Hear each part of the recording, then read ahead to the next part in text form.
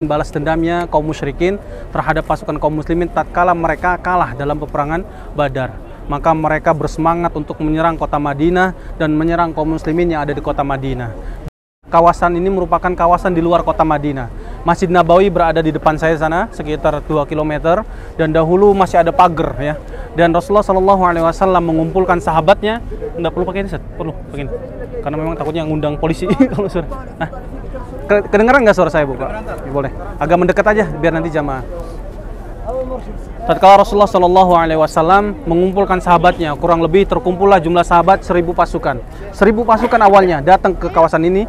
Sebelum sampai di kawasan ini, Rasulullah SAW maju, Bu, Pak. Maju, enak nih. Biar santai kita sini. Setelah itu nanti kita akan ziarah. Tatkala Rasulullah SAW di hari Jumat mengumpulkan sahabatnya kurang lebih 1000 pasukan, maka Rasulullah SAW menuju bergegas ke kawasan Uhud ini. Tapi sebelum sampai di Uhud ini, Rasulullah singgah dahulu di suatu tempat yaitu Masjid Asy-Syaikhain. Asy-Syaikhain itu yaitu Masjid Ad-Dira, di mana Rasulullah SAW tatkala mengajak pasukan kaum muslimin berperang sudah menggunakan baju perangnya 2 kali lipat.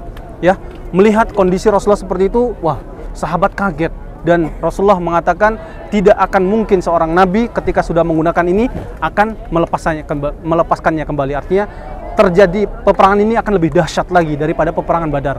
Maka mereka menuju sebuah tempat istirahat di situ, kemudian sampai bermalam, di mana Rasulullah SAW pun menginspeksi barisannya. Karena memang yang dalam 1000 pasukan itu ternyata ada 300 pasukan orang-orang munafik. Orang-orang munafik ngikut juga bersama Rasulullah. Orang-orang musyrikin Yahudi yang pura-pura masuk Islam, ya, yang dipimpin oleh Abdullah bin Ubay bin Salul. Akhirnya Rasulullah SAW mengusir mereka 300 pasukan. Sisanya berapa? 700 pasukan Rasulullah SAW yang dipimpin langsung oleh beliau, dan melihat banyaknya juga anak-anak kecil yang ikut ternyata. Anak-anak kecil yang masih umur 14, 13 seperti Abdullah bin Umar, kemudian siapa lagi? Usama bin Zaid, Zaid bin Arqam, Zaid bin Sabit, Barra ibnu Azib. Itu sahabat-sahabat Nabi yang masih kecil, tapi Masya Allah udah meriwayatkan hadis banyak. Dan Rasulullah SAW menyuruh mereka untuk pulang lagi. Menyuruh mereka untuk pulang, artinya menunjukkan bahwa di sini ada hukum juga. Orang baligh itu dikatakan ketika umurnya melebihi 14 tahun untuk laki-laki. Ya, kalau sudah 14 tahun lebih itu sudah dikatakan baligh. Itu terjadi saat peperangan Uhud ini. Kemudian Rasulullah SAW mengizinkan Rafi' bin Khadij, anak kecil, masih 14 tahun, tapi riwayat yang lain yaitu mengatakan 15 tahun. Anak kecil, tapi Rasulullah mengizinkan karena dia pandai memanah. Pandai memanah dan diikut sertakan dalam peperangan Uhud ini. Dan mengikutkan juga Samurah bin Jundub, seorang anak kecil tapi pandai bergulat. Dan diikutkan karena memang dalam peperangan ini harus ada kepandaian berkuda, memanah dan yang lain sebagainya. Maka Rasulullah SAW pada hari Sabtu pada tahun 3 Hijriah, 3 tahun setelah Rasulullah hijrah, bulan Syawal itu menempatkan pasukan 50 pasukan di sini di atas, dan pasukan musyrikin itu berada di depannya. Dan di depannya ada lembah. Lembah di bawah bis kita itu ada lembah. Dulu dalam sekali, ya, yang digunakan oleh pasukan Khalid bin Walid untuk menyerang kaum muslimin. Nah, disitulah Rasulullah SAW dan para sahabatnya di sini 605 pasukan, dan menjadikan Gunung Uhud ini pundaknya, punggung daripada pasukan kaum muslimin. Agar apa? Agar tatkala kekalahan kaum muslimin, maka tinggal naik aja ke atas ini untuk menyelamatkan, bukan menakutkan atau menyerahkan diri kepada kaum musyrikin. Maka yang terjadi, Ibu rahmati Allah, tatkala kaum musyrikin datang ke sini dengan jumlah pasukan berapa? 3000 pasukan kan? 3000 pasukan dipimpin oleh Abu Sufyan. Kemudian pasukan sebelah kiri dipimpin oleh Ikrimah bin Abu Jahal. Pasukan berkuda dengan jumlah 200 pasukan dipimpin oleh Khalid bin Walid.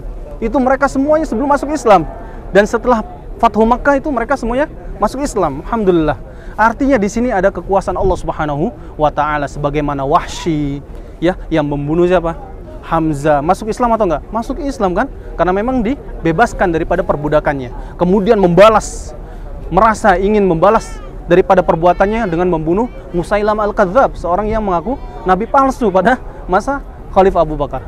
Maka disinilah, Ibu rahmati Allah, tatkala pertama peperangan maka kaum muslimin dengan jumlah 50 pasukan itu bisa memukul mundur pasukan kaum musyrikin yang ingin menyerang kaum muslimin. Jadi mereka jumlah pasukannya sekitar 2000-an lebih menyerang kaum muslimin. Mereka tinggal melepaskan anak panahnya. Melepaskan berapa? 50, 2 kali 100. Berkali-kali itu udah ratusan. Akhirnya mereka tidak bisa menyerang kaum muslimin secara keseluruhan yang ada di sini. Maka mereka semuanya mundur ke belakang sampai mereka meninggalkan barang-barangnya, barang-barang perangnya, pedangnya, perisainya. Kemudian ada yang meninggalkan untanya. Dan mereka juga, pinternya mereka itu membawa pasukan para wanita. Para wanita itu dijadikan oleh kaum musyrikin sebagai penyemangat. Kalau kita di sekarang itu, kalau kita bertanding itu ada perempuannya itu apa penyemangat namanya? Cheerleaders ya. Kalau dahulu juga sama, pernah dilakukan oleh orang kafir Quraisy. Ya, agar ketika mereka mundur itu merasa malu, di belakangnya ada wanita. Itu menempatkan wanita sehingga mereka ketika mundur itu terdengar suara wanita juga. Ya, terdengar suara wanita-wanita daripada kalangan kaum kafir Quraisy. Maka melihat kondisi seperti ini kaum muslimin melihat ini sudah selesai. Padahal Rasulullah SAW menempatkan 50 pasukan ini sempat berwasiat, jangan turun ke bawah. Menang atau kalah tidak boleh turun sampai ada perintahku kalian turun ke bawah. Meskipun kalian melihat jenazah kaum muslimin dimakan oleh burung-burung, meskipun kalian melihat kekalahan, kemenangan, jangan turun ke bawah. Sampai apa? Mendengar kabar dariku, kalian boleh turun ke bawah. Tapi gimana Bu Pak, rahmati Allah? 650 pasukan tadi mengambil beberapa harta rampasan. Yang di atas ini merasa pengen membantu, bukan kesalahan mereka juga. Terkadang kita mendengarnya seperti itu ya, kesalahan mereka turun ke bawah, enggak. Mereka itu melihat bahwa kaum musyrikin itu udah mundur, memang nggak kelihatan udah. Seakan-akan udah balik lagi ke kota Mekkah Al-Mukarramah, sekitar mungkin 3-5 km udah nggak kelihatan. Dulu itu bukan seperti ini, tidak ada bangunan dan yang lain sebagainya. Maka yang di atas ini melihat ingin membantu juga untuk mengambil harta rampasan. Tapi Abdullah bin Jubair, seorang pimpinan, yaitu pemanah, mengatakan, wahai sahabat-sahabatku, ingatlah perkataan Rasulullah, tidak boleh turun sampai Rasulullah yang memerintahkan sendiri. Maka mereka mengatakan, kami ingin membantu sahabat-sahabat kita yang di bawah. Akhirnya mereka turun tuh, 43 pasukan turun ke bawah, tinggal 7 pasukan aja di sini, termasuk Abdullah bin Jubair ya, yang ada di atas ini. Karena Jabal Rumat ini, Jabal Pemanah ini menjadi tombak kemenangan kaum muslimin. Karena mereka ketika datang tinggal dilemparin panah aja kan, mereka tidak menyerang kaum muslimin. Maka setelah itu mereka turun ke bawah, tinggallah 7 pasukan. Khalid bin Walid dengan kecerdasannya, masya Allah, memiliki gelar Saiful Maslul ya. Dia melihat dari kejauhan bahwa kaum muslimin yang menjadi tombak kemenangannya itu sedang turun ke bawah, sedang membantu pasukan-pasukan yang lain mengumpulkan harta rampasan. Maka dia dengan pintarnya mengeliling lembah di sebelah kanan, di sebelah kiri daripada Jabal Rumat itu ada lembah agak dalam. Jadi mereka mengelilingi dengan kudanya dan sampai naik ke atas dan membunuh pasukan 7 orang tadi. Dan sekarang posisinya dikuasai oleh kaum musyrikin. Dan yang di bawah tadi, yang di kawasan sini tidak melihat. Mereka mengira bahwa di belakangnya masih sahabat-sahabatnya. Padahal sudah apa? Sudah dikuasai oleh Khalid bin Walid.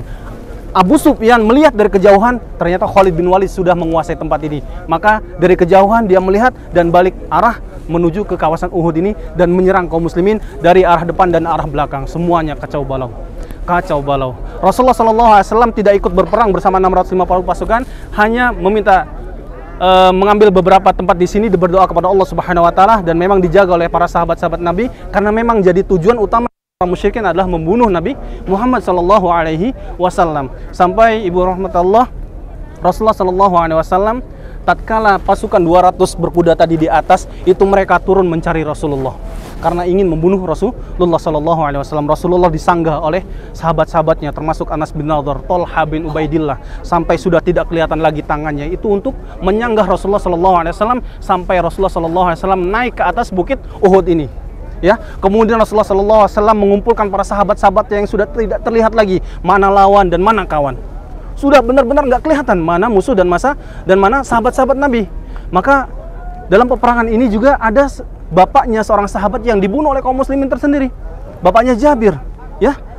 Bapaknya Hudzaifah bin Yaman itu dibunuh oleh kaum muslimin tersendiri, saking kacau balaunya. Maka Rasulullah sallallahu alaihi wasallam memanggil mereka, ya ibadallah, ya ibadallah. Maka terdengarlah sahabat teriakan Rasulullah SAW dan mendekat suara Rasulullah, dan mereka semuanya mengambil keselamatan menaiki daripada gunung Uhud ini. Maka dalam riwayat, beberapa riwayat, bahkan gunung Uhud ini sempat bergetar, ya. Tatkala bergetar, Rasulullah mengatakan, uskut ya Uhud, fa inna alaika nabiyyun wa siddiqun wa syahidain. Diam wahai Uhud, karena sesungguhnya di atasmu ada seorang nabi, seorang siddiq, dan seorang yang syahid. 2 orang sahabat yang syahid. Siapa itu? Umar bin Khattab dan Utsman bin Affan. Maka Uhud pun terdiam pada waktu tatkala kaum muslimin menaiki daripada Gunung Uhud ini, sekitar mungkin di belakang masjid sana ada namanya Mihros. Mihros itu tempat penyelamatan kaum muslimin untuk bisa mengumpulkan kembali. Bukan berarti nyerah, bukan. Tapi untuk mengumpulkan pasukan-pasukan tadi yang terpecah belah, yang tidak kelihatan mana yang kawan-kawannya, mana yang musuh-musuhnya. Dengan teriakan, ya ibadallah, hamba-hamba Allah, maka mereka semuanya mendekati daripada teriakan Nabi kita Muhammad SAW. Maka selesailah peperangan itu, Ibu rahmatullah. Dan dalam peperangan itu, kaum muslimin banyak yang terbunuh. Dan kurang lebih 70 pasukan yang gugur dalam peperangan Uhud. Yang sekarang kita lihat makamnya ada 2 ya. Sebelah ini yang kecil dan yang belakang sisanya. Yang di depan ini sekitar ada 3. Dikatakan 3 ya. Termasuk yaitu Hamzah bin Abdul Muthalib, Mus'ab bin Umair, dan dikatakan Abdullah bin Jahaz. Sisa 25 itu dikuburkan dalam satu lubang belakang.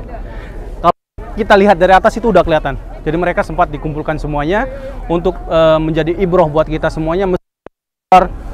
Bahwa kota Madinah banjir, kemudian mereka terlihat tulang-tulangnya, wallahu, karena mereka meninggal sebenarnya di mana mereka tempatnya meninggal, di situ dikuburkan. Tapi oleh ulama kota Madinah mereka semuanya bersepakat untuk dimakamkan dalam satu tempat dan dijadikan 2 tempat di sini, ada yang kecil dan ada yang besar.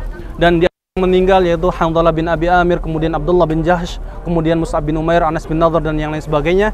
Dan disinilah sunnah daripada Nabi kita Muhammad SAW, yaitu menziarahi mereka dan mengambil banyak pelajaran tentang bagaimana pentingnya ketaatan kita kepada Nabi Muhammad SAW. Penting, Ibu rahmatullah. Di zaman kita, di zaman yang penuh fitnah, banyak kaum muslimin yang sudah menafikan daripada sunnah-sunnah Nabi kita Muhammad. Ketaatan kita kepada Allah Subhanahu wa taala sudah banyak dilalaikan.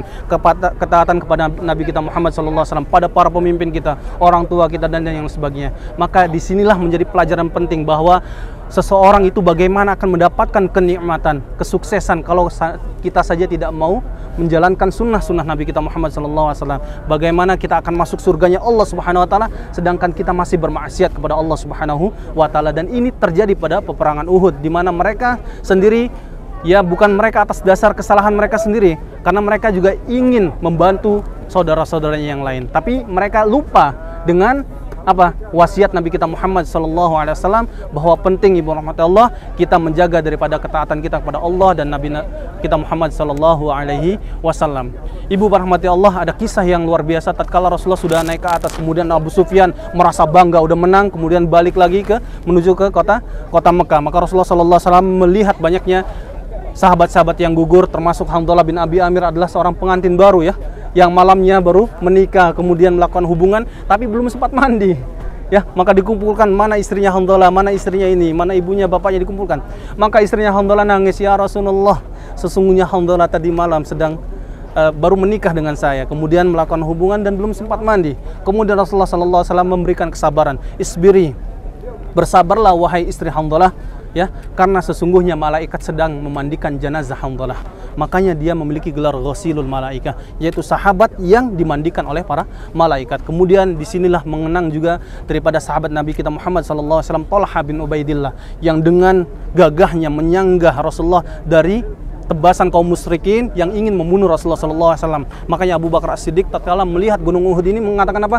Hadza yaumu Talha. Saya ingat betul kalau melihat Uhud ini adalah harinya Talha bin Ubaidillah. Rasulullah sempat mengatakan, barang siapa yang ingin melihat orang yang gugur di jalan Allah yang sedang hidup di muka bumi ini, maka lihatlah Talha bin Ubaidillah.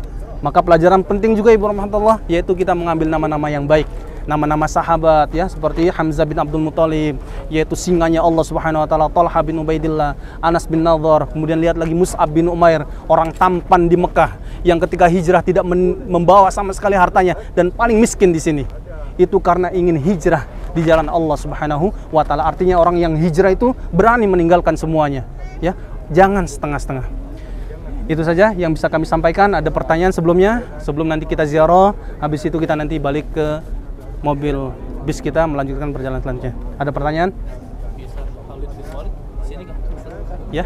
Khalid bin Walid. Iya, Khalid bin Walid adalah pasukan para kuda ya, yang menyerang tadi, yang pemanah tadi 50.